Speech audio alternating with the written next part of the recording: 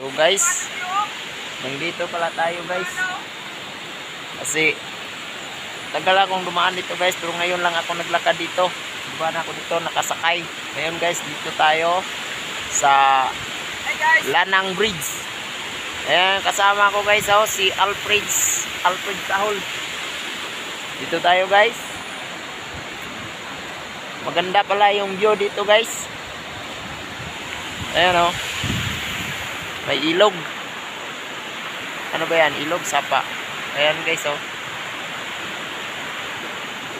Maganda dito guys. Paliko yung ano natin guys, kalsada. Kung bago lang kayo dito guys, pwede kayong pag nadaan kayo dito guys, yung mga motorista natin, pwede kayong maligo dito guys sa ilog. Ayan, may motor. Dumaan. Pag dumaan kayo dito guys, pagdating nyo doon sa taas, may kainan doon sa Imelda. Dandaan lang kayo dito guys pag nagpatakbo kayo kasi paliko-liko yung daan natin doon. May paakyat, tapos paliko. Ganon yung daan natin dito guys. Ito, ang tulay na to guys, ito yung tinatawag na Lanang Bridge. Ayan, may dumaan na nakamotor. Pinalakyan na nila yung kalsada natin dito guys kasi nasisira yung gilid. Nagka-landslide. Nandoon sa unahan guys, makikita natin mamaya. At puntahan natin yung area kung saan yung inayos nila. Ayan oh. Ganda na yung area natin guys. Bagong kulay yung tulay. Ayan yung sapa guys oh. Ayan. Sa bukid to guys, sa bukid.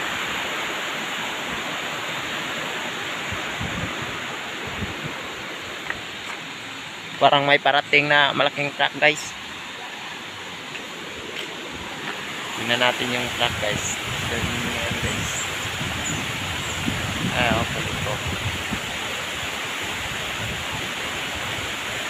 Parang may narinig ako na truck guys.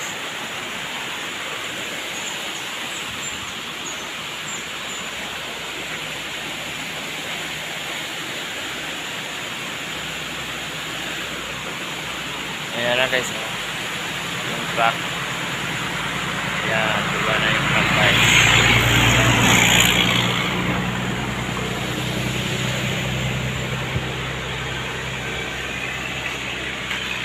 Ayan si Alfred guys, pakaway-kaway. Ayun, ayun guys oh. Ayan si Alfred. Guys, pagtingin ko dito guys sa kalsada guys, may pira guys. Hindi sa amin to guys ha. Sabihin nyo sa amin guys. Ayan guys, oh, may pira guys. Ay ito. Uy, nakakita ko ng pira guys. Oh. Pira guys. Ayan, may sasakyan guys oh. Ayan. May pira guys. Kita ko ng pira guys oh. Ito. Ayan. Na ano na yung pira guys. Ayan oh. Nagkataay na. Pira dito guys. Ano na yung mga pira dito guys ah. Nagka hulog-hulog na. Kahulog-hulog na yung mga pira dito guys. Maganda dito guys. Pag nagpunta kayo dito guys, ano kayo, picture. Pwede rin kayo maligo dun sa tubig, dun sa baba. Tapos may mga ano dito, kubo-kubo. Ayan. Tapos may ano tayo dyan guys. Parang ano ba ang tawag nyan? Parang busay. Ayan, mahina yung tubig. Hindi malakas yung tubig ngayon guys. So may dumahanan guys oh. Ang motor oh. Dalang manok. Ayan guys oh. Dyan. Taas yan dyan guys. Punta naman tayo doon sa unahan guys, doon sa inayos na kalsada. Ayan na guys oh. Malaki na yung kalsada guys. Bagong gawa to guys. Ayos na. Ayan. Ayos na guys now. Ayan, malaki na yung kalsada guys. Ayan dito guys oh. Ito rin guys oh. Hindi pa na ayos guys. Ang taas guys oh. Na landslide siya guys. Ayan oh. Landslide. Dito sa gilid guys. Ayan guys, ang taas. Hindi pa naayos nila. Mga gumagawa. Ayan guys oh. Ang taas. Landslide siya guys. Mapiktuhan yung kalsada natin. Yung kalsada natin dyan yun. Ang ganun. Ngayon, dito yung ano talaga daanan. Ayan, nasira. Kaya pinalakihan nila papunta doon. Pinalakihan nila. Ayan o. Malaki na papunta doon. Tapos may ginawa rin sila doon guys. Siguro mga isang taon nilang ginawa yon. Kasi nasira din yung kalsada. Lumiit yung kalsada. Tapos ngayon, naayos na nila. Pupuntahan natin. Nilagyan nila ng gabyon. Yung parang mga screen na nilagyan ng bato. Puntahan natin dito doon guys. Kaya kayo mga motorista na hindi pa kayo nakadaan dito, mga bago pa lang kayo, dandaan kayo pagdating nyo dito sa bukid kasi paliko-liko yung kalsada. Tapos ano yung daan, tapos madulas. Lalo na pag yung mga malayo yung biyahe sa malayong lugar. Tapos mabigat yung dala, lalo na yung mga wing van. Dandaan talaga kayo dito guys kasi marami nang nadisgrasya dito, yung mga karga ng motor, may mga grocery, saging, yung mga karga. Tapos yung iba naman yung yung baboy, na dito talaga doon sa taas nadisgrasya, lalo na pag mabilis yung takbo, mawala ng preno. Ganun yung nangyari dito guys.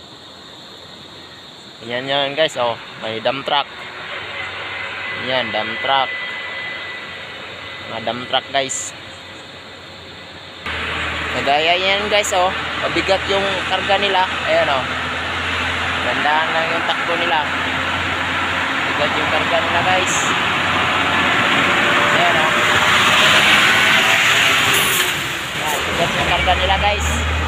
Kaya kailangan dito guys, sinicheck yung brake nyo. Ayan o, may isa pa. Elizabeth. Dump truck, power truck. Ayan, may isa pa. Tatlo pala sila. Ayan, yung isa. Ayan lang, mabigat yung dala. Ayan.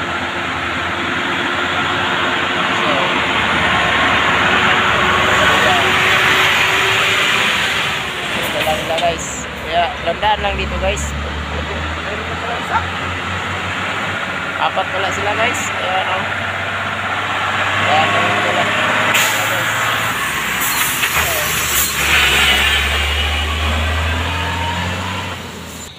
Ito guys, may isa pang na ng ito taas guys oh. Nakatakot guys oh, madulas. Kailangan talaga guys hindi naputulin yung mga kahoy natin kasi yan ang nagsimula ng landslide. Ayan oh. Pati pa yung kalsada natin na sira na. Sira na yung kalsada natin guys oh.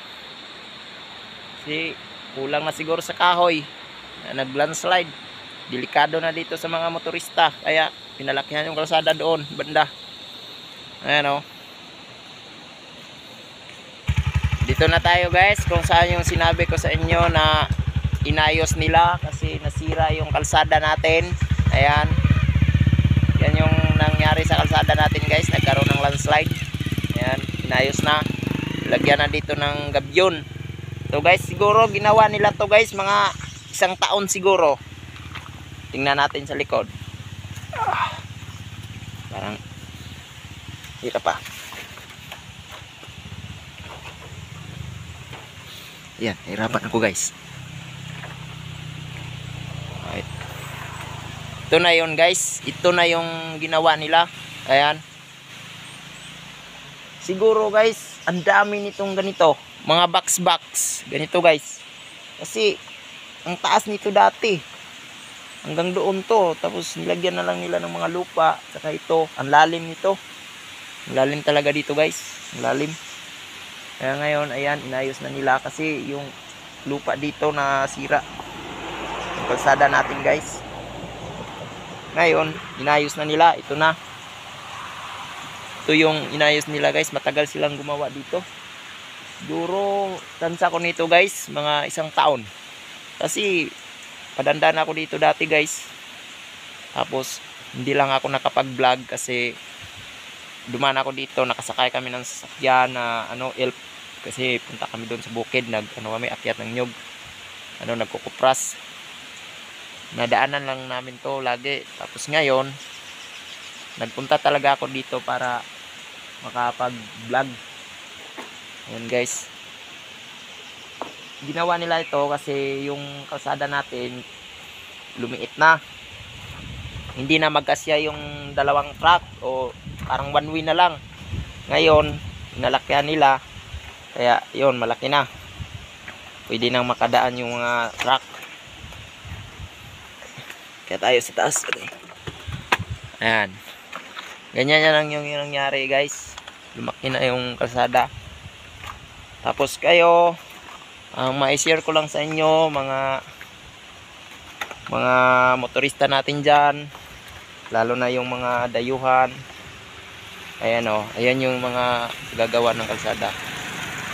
Ayan, dumaan sila.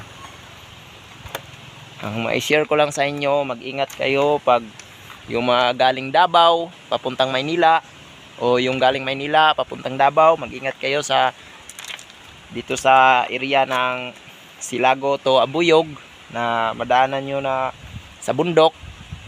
Kasi yung daan natin dito na madulas, tapos paliko-liko, kailangan yung mga brake nyo nakacheck talaga para hindi kayo madisgrasya, iwas disgrasya. Daan-daan lang yung takbo, lalo na pag maulan kasi maraming nadidisgrasya. Kaya ayan o. Ayan, mga truck. Ayan, mga ganyan, kagaya nyan. Wing van. Galing yan sila sa Davao. Ayan, huminto. Huminto yung sasakyan. Ayan, huminto. 2 sila. Ayan. Pinahinga nila yung mga makina nila. Kasi paahon dun sa taas paahon ganun. Kaya pahinga muna sila para okay yung truck nila. Hinto sila. Sakyan nila. Kasi bigat yung dala nila guys. Galing Davao pa yan. Beta. Nga ya.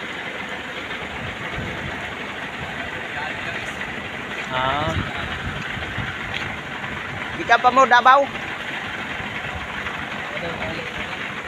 Ayan guys oh. Kaya ganyan yung kailangan guys. Dandan yung takbo. Abot sa na dagang yung langis. Chinecheck yung mga gulong nila.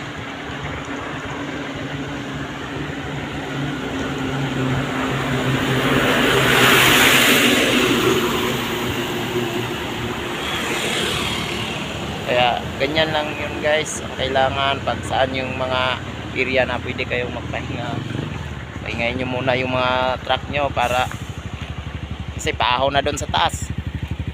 Ganyan yung style dito guys. Kaya kayong mga motorista, lalo na yung sa mga malalayong lugar, kung bago pa lang kayong salta dito o mapadaan, mag-ingat kayo at kailangan laging naka-check yung brake nyo. Kaya kung nagustuhan mo ang video na ito, huwag mong kalimutang mag-subscribe para lagi kang updated sa aming mga video i-upload. At saka huwag mo na rin kalimutang mag-like at mag-share. Hanggang dito na lang yung natin guys. Salamat.